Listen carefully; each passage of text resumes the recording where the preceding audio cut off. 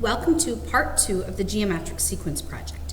The first thing you want to do is open your project in Photoshop.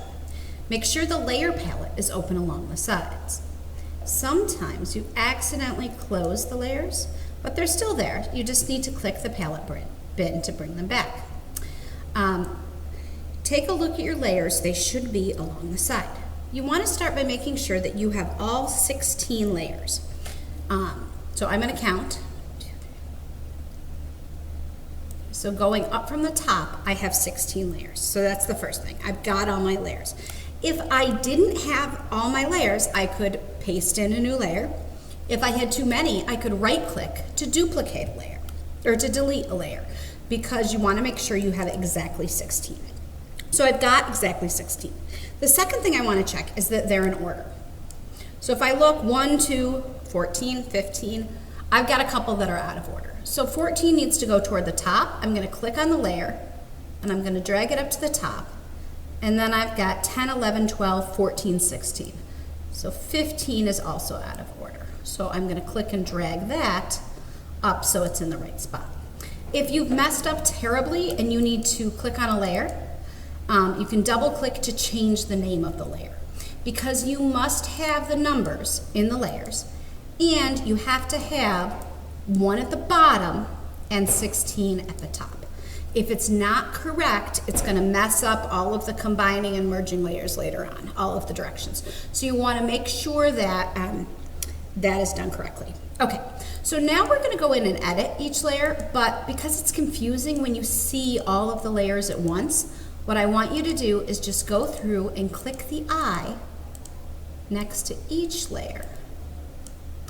And the layers are still there, that just means you can't see them. Now right now, all of my layers are invisible, okay? I'm gonna make 16 visible, so I can see 16. And I wanna work with layer 16. So right now I'm clicked in layer 13, I'm gonna click in layer 16, so it's ready for me to work in it. I can go ahead along the top, and I'm gonna go over to the side toolbar and choose the move tool, okay? And what I'm going to do is I'm going to click my picture with the move tool and I'm going to move it up to the corner and then I'm going to take this corner and drag it out. Okay? Once it fills the page and I'm happy with it, I'm going to click the green check to agree. If I wasn't happy with it, I would just click the red and start over. So I'm going to hide 16, I'm going to go to 15 and I'm going to move that to where I'm happy with it. And then I'm going to move on. Now, every time you finish, I've got to move my toolbar, it's hidden a little bit. I'm going to view, zoom out, okay, so I can see more of that. And you can zoom out, zoom in, zoom out, zoom in. Every time you can also use this to zoom in and zoom out as well. Every time you move a layer, you've got to agree to the move that you're happy with it. So what I need to do is when I'm done, I need to click the green arrow. So I'm happy with that one. I'm going to hide that. I'm going to go into layer 14. I've got the move tool. I'm going to move it. It's got to completely fill the page. No transparent boxes in the back. Okay, so that one's set. So what you're doing right now is you're basically going to go into each layer and you're going to resize it so that it completely covers the page.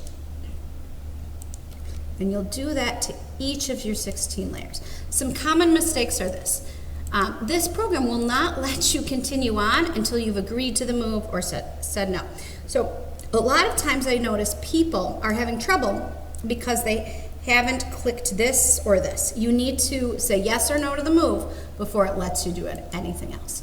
So you're basically going to each layer, making it visible, moving it until it fills the page.